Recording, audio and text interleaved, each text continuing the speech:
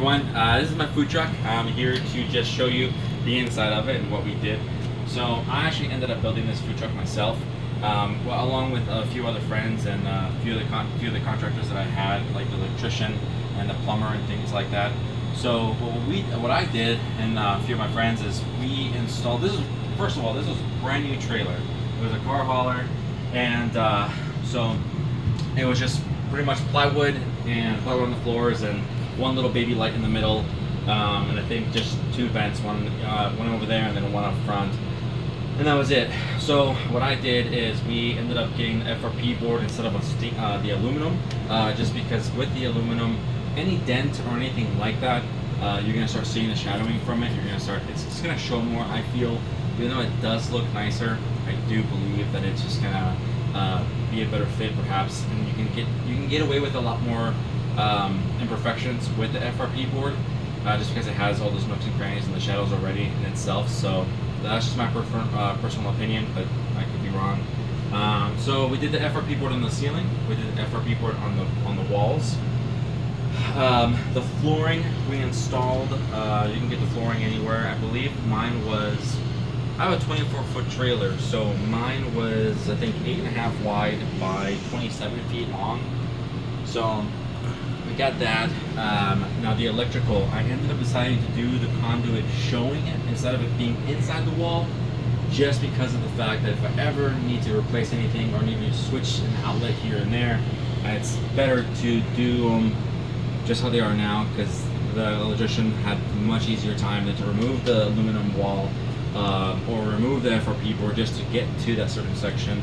And then yeah, so I'd rather see little baby holes here and there than to see a big patch of a square, or from whatever they do to fix it. So I ended up getting the FRP board, the conduit, just because it seemed easier. It looks cool, I like it, a little bit really industrial, so I chose to do it that route. Now the big thing is if you choose to do, now here you either get a swamp cooler, an AC outside, like a big AC uses big boxes, right?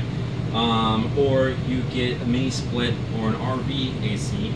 I went with a mini split first. That's why you see all these holes here. That was a really bad idea. It's a 1 ton, and I needed to try out different generators to see which one would have more power. And I ended up getting many generators. Actually, probably tried out 4 or 5 generators, returned them all. Some of them had a fee to reshelve them. I know that Harbor Freight had the Predator, and those were expensive to reshelve. I think it was 20% of what the cost was of the generator, so that was a lot, right? And I bought 2 of them. That hurt a lot. So what's it called? So anyway, so I took the mini split out, because realistically the mini split's here, and this is probably where it was at. I could feel it to about right here, and that was it. And that was a 1 ton. Now if I got a 1.5 ton, that would have been a whole lot better, a little bit bigger, but I would have had to have had a huge generator, which I ended up actually getting anyways, but I didn't want the mini split at that time. Then I got these guys, a Dometic, or however you want to call them. These are 1 ton, but they shoot straight down. I taped them up on the sides, so that way the air doesn't go this way where no one's going to be located. The air, someone removed the tape here, I don't know who, but right here is next to the oven. So we'll tape that up again. So it's usually just straight down here, and I left this one open because that's where usually where here we are cooking, right? So there's one here, and then there's one over there in the middle, and I have 2 of these swamp coolers that I got at Home Depot. I can't remember what they cost, but I think maybe like $300 perhaps. But they're really nice. They fit right onto the table, so when you're cooking, you know, you just have it here. During the summer, it's really nice because the fire's here. Then you have, it's not, I don't turn the pump on in the winter, but during the summer we fill it up with water. So it's really nice to have the ACs, the swamp coolers, and everything like that on here. It wastes space, but you get to keep cool, so that's nice. This table here had another refrigerator, a countertop refrigerator, just opened it up. But we ended up realizing that, or I ended up realizing that I didn't need all that. So now we use it for the second tent, food truck-ish. And then now this becomes just a table so we can put our dough on, our dough trays. Here's one of the square monitors that we use. It's an Apple. We attach it there so that way I can see what the order's coming in. This is one of the, what's it called? One of the ovens. Not the best entire oven in the world by any means, but it was a more inexpensive route to do. And I wasn't sure if I was going to like it, and I didn't want to waste $15,000 or $20,000 in an oven. One, I didn't have the money for it, and two, I didn't have the money for it. So I ended up getting with this oven here, this company. Had to grind down the floor myself just because there was no way I'm going to get a pizza out of there. So I had to grind it myself, finish it up. It does what it does its job, you know, but like little things here and there. But it's a good oven. Oh, don't give me bad luck just by saying that. Just it's good. And then we have here, of course, the Protex 2. We don't even use this space here. This used to have a griddle, emptiness, and then a griddle. Because I thought, and then 2 fryers over here. But then that's right before I opened up. I was gonna have wings. I was gonna have gyros. I was gonna have all these cool things. But then I realized that pizza is more than enough, and so I just said, the heck with that stuff. We yanked it off. Unfortunately, we drilled holes on it, but it is what it is. So now we just use it for pizza boxes, and we just pretty much cover all of this pizza boxes, and it ended up being a good thing. I did leave this on because it was expensive to remove, but if I ended up maybe changing my mind and not wanting to do a food truck anymore, I could sell it and it would be easier to sell. The downfall with keeping it is that I have to now get it serviced every 6 months, and that is a few $100s to do, even if I don't use it. It's naturally never been used, but well, I just don't remove it. I haven't removed it. This here, we got this window from Phoenix, from my food truck building company. They were nice enough to sell it to me, so that was like $1,200. We got, of course, the countertop here. We have the freezer down here, so that's nice. I have pepperonis and all that frozen stuff in there. We have the Camplux 6-gallon water heater with the pump in the bottom. Right. Then we have the little mini fridge here. We just stack it up, of course, with sodas and waters. We have the other refrigerator here, the little prep table that I thought we were going to use for salads and gyros and all that fun stuff, but again, it's just full of cheese. We're preparing to go to the Gem Show, and Gem Show is big in Tucson, Arizona. One of the biggest things that just draws in hundreds of thousands, right? That's right. And then this is the second oven we just got a few months ago, probably 4 or 5 months ago. No, 3 months ago. Like 3 months ago. 3 months ago. Much better build than the other one. The other one's already falling apart, but so this one's a lot better. So someone might think, why in the heck did this guy get 2 ovens instead of 1 big oven? Well, once you do you see the measurements and everything online, and you get super excited, and you tape it down on the floor to think, you know, this is where things are gonna go. This is how big it is. It looks good. When you get it in real life, it happens to be not that way, unfortunately. But kind of, you know, you live and learn. So I ended up getting 2 of these. That one cools off, and then we jump on this one, and then we kind of just go back and forth, so it gives time for the floor to heat up. Now I believe that these floors on these ovens aren't that thick and aren't that great, so they tend, after about 50 pizzas, 40 pizzas probably. Yeah, after about 40 pizzas, it cools down. It does. So then we kind of just switch over.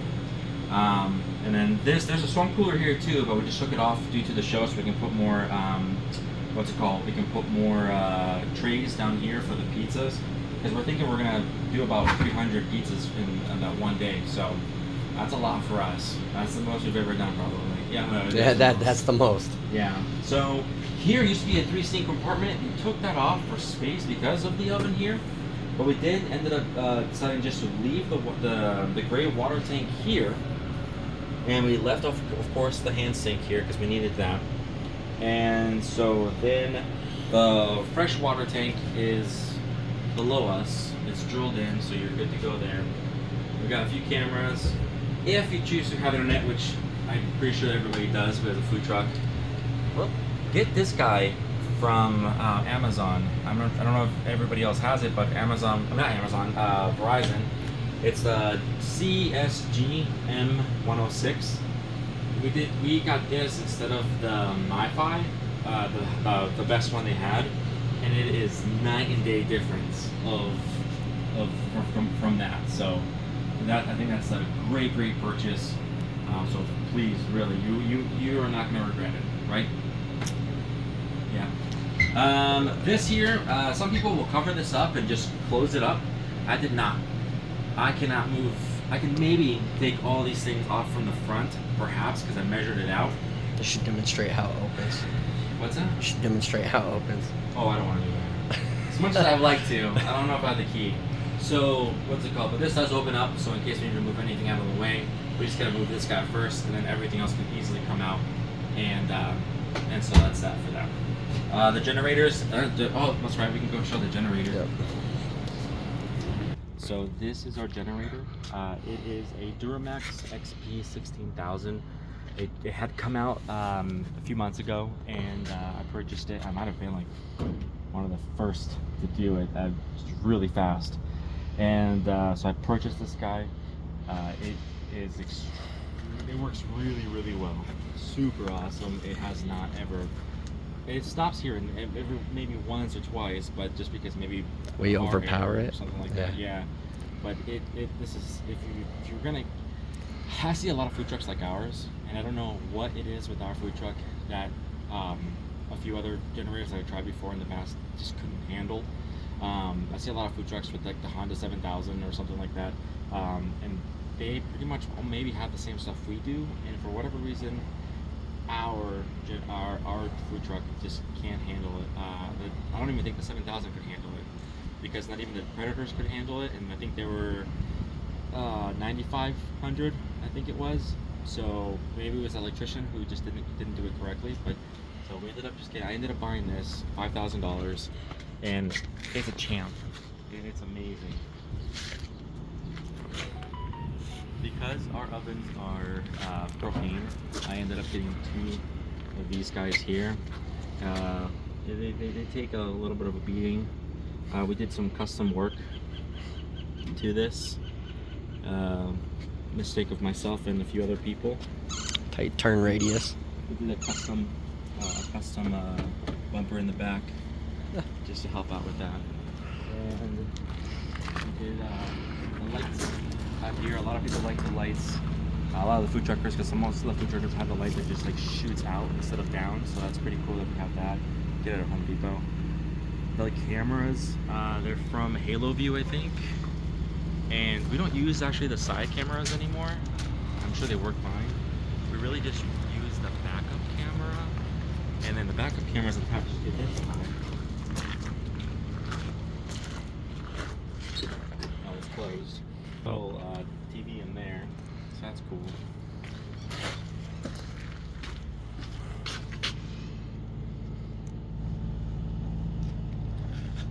See it a little bit. Yeah. And that's it. I hope you liked my little walk around. If you have any questions, feel free to ask me on the comments below, and we'll go from there. Thank you.